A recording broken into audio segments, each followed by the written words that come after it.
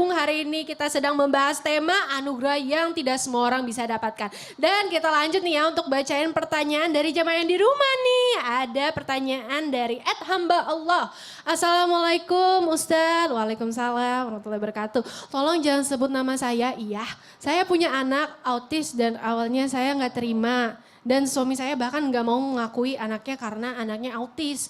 Apakah anugerah yang Allah berikan kepada saya dan suami merupakan hukuman di masa lalu akibat dosa-dosa kita selama ini? Wah, bagaimana tuh Ustadz Ahmad kan? Silakan penjelasannya. Ya, jamaah Islam itu indah yang dirahmati oleh Allah Subhanahu wa taala. Ketika Allah Subhanahu wa taala memberikan kepada pasangan anak yang memiliki kebutuhan khusus, apakah itu termasuk bagian daripada siksa atau azab yang Allah berikan kepada kedua orang tua tersebut? Perlu kita ketahui bahwasanya di saat Allah Subhanahu wa taala memberikan sesuatu ketetapan kepada kita, apapun itu yang harus kita lakukan yang pertama adalah ridho. Yang pertama adalah ridho. Karena sesuatu yang baik bagi kita menurut kita belum tentu baik bagi Allah Subhanahu wa taala untuk kita. Tetapi sesuatu yang terbaik menurut Allah Subhanahu wa taala untuk kita, sekalipun kita tidak menyukainya, maka itulah yang terbaik yang Allah pilihkan untuk kita. Maka yang pertama yang harus dilakukan adalah ridho kepada ketetapan Allah Subhanahu wa taala. Kenapa? Karena kata Allah Subhanahu wa taala dalam hadis qudsi, malam yashkur ala namai walam yasbir ala balai walam yardo ala qadai falyakhruj min tahti ardi wa yaltamis rabban siwaya. Siapa orang yang dia tidak syukur dengan nikmat yang aku berikan, dia tidak sabar dengan ujian yang aku timpakan kepadanya, dan dia tidak ridho dengan takdir yang aku berikan kepadanya, maka silahkan keluar dari bumiku kata Allah, cari Tuhan selain aku kata Allah Subhanahu wa taala. Kalau kita disuruh cari Tuhan selain Allah, la ilaha illallah. Kalau kita disuruh keluar dari buminya Allah, mau kemana kita? Pamijahan, Bogor, buminya Allah. Ya semua kita mau lari ke ujung langit, ke kolong bumi, semuanya adalah miliknya Allah Subhanahu wa taala. Maka kita harus ridho. Dan ada kabar gembira dari Allah Subhanahu wa taala buat orang yang ridho.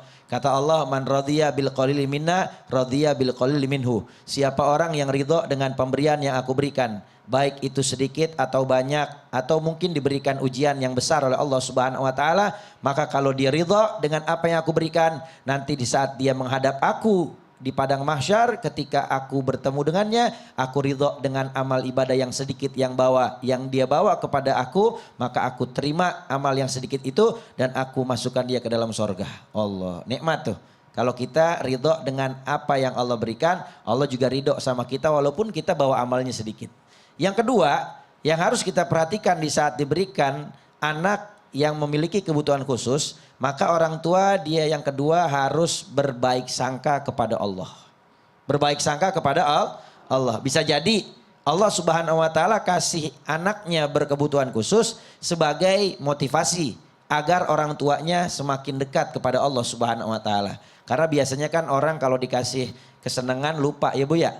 Kalau dikasih kesenangan seringnya lupa. Makanya ada tuh monyet gelantungan di pohon.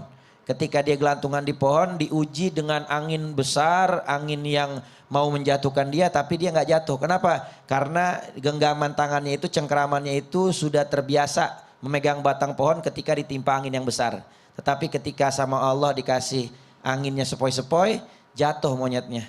Kenapa? Karena pules, ngorok gitu. Ya makanya manusia ketika dikasih ujian yang berat, biasanya dia akan semakin mampu melakukannya dan melewatinya. Tapi ketika dikasih kesenangan, lupa. Dikasih harta, lupa. Dikasih kenikmatan, lupa sama Allah Subhanahu wa taala. Bisa jadi baik sangka Allah kasih ujian anaknya memiliki kebutuhan khusus, bisa jadi Allah pengen dia semakin dekat sama Allah Subhanahu wa taala. Dan juga berbaik sangka kepada Allah, bisa jadi itu menjadi salah satu cara Allah ingin membukakan kebaikan melalui tangan orang tuanya. Saya kasih contoh, saya punya murid di Pondok Kopi, namanya Pak Ibrahim, sampai sekarang masih hidup. Dia punya anak memiliki kebutuhan khusus.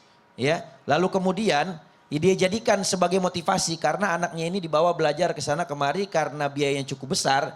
Akhirnya dia berpikir tidak punya kemampuan dan akhirnya dia berusaha untuk mendidik anaknya sendiri yang memiliki kebutuhan khusus. Dengan dia belajar mendidiknya sampai akhirnya jadi pandai dan bisa.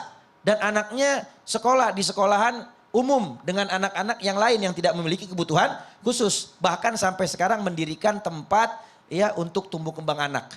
Anak-anak yang memang memiliki kebutuhan khusus. Akhirnya jadi motivasi buat yang lain untuk sabar, untuk terus berusaha, untuk menjadi inspiring ya? Inspiring. Iya itu, ya Ustaz Maulana ya. Menjadi apa? Menjadi contoh buat yang lainnya. Ya, makanya baik sangka dengan apa yang menjadi ketetapan Allah. Yang ketiga, banyak-banyak istighfar mohon ampun kepada Allah. Karena bisa jadi dulu kita ngatain orang, kita nyakitin orang. Kenapa? Akhirnya Allah balas itu. Kenapa? Karena kata Nabi Muhammad, man ayaru akhahu bidambin lam yamut hatta yabtalih. Siapa orang yang menjelek-jelekan orang, mencaci maki orang, menghina orang karena kesalahan dan dosa yang mereka perbuat, maka orang itu nggak akan Allah matikan kecuali nanti orang itu akan melakukan hal yang sama terlebih dahulu sebelum matinya. Na'udzubillah min dzalik. Masya Allah. Terima kasih Ustaz penjelasannya. Alhamdulillah jamaah. Sekarang kita akan sama-sama mendengarkan kesimpulan yang akan disampaikan oleh Ustadz Maulana. Lalu akan ditutup dengan doa yang akan dipimpin oleh Ustadz Syam. Silahkan guru. Anugerah yang tidak semua orang diberikan oleh Allah. Ketahuilah anak adalah anugerah, karunia dari Allah yang tidak semua orang diberikan. Tapi tunggu dulu, ketahuilah Allah akan memberikan di saat kita pantas untuk mendapatkannya. Di waktu yang tepat. Maka perlihatkan kesanggupan kita, perlihatkan kepantasan kita. Karena anak itu adalah bagian daripada rezeki. Menyenangkan, membahagiakan, bahkan menjadi investasi akhirat buat orang tuanya. Karena anak itu adalah kemuliaan. Bahkan anak itu ujian. Bisa jadi anak itu adalah musuh. Karena menyebabkan orang tuanya berdosa kepada Allah disebabkan karena anaknya. Dan mudah-mudahan anak kita menjadi qurratul ayun, penyejuk mata hati kita. Alhamdulillahi Rabbil Alamin. Allahumma salli ala Sayyidina Muhammadin Nabiyil Ummi wa ala alihi wa sahbihi wa sallim.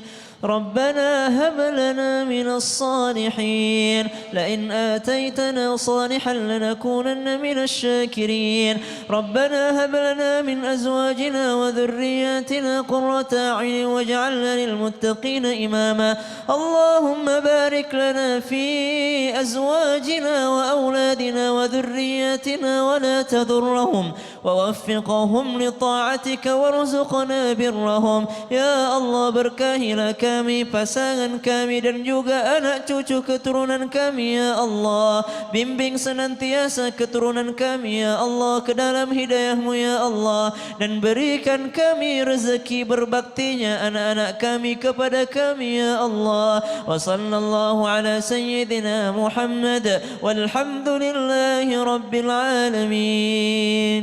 Alhamdulillahirrabbilalamin. Terima kasih banyak jamaah sudah menonton Islam itu Indah sampai selesai. Insya Allah besok subuh kita akan bertemu lagi. Makan roti canai pakai kari. Cakep. Tapi dimakannya satu-satu. Cakep. Saya Betari mohon pamit undur diri. Wabillahi taufiq wal hidayah. Wassalamualaikum warahmatullahi wabarakatuh. Waalaikumsalam warahmatullahi wabarakatuh.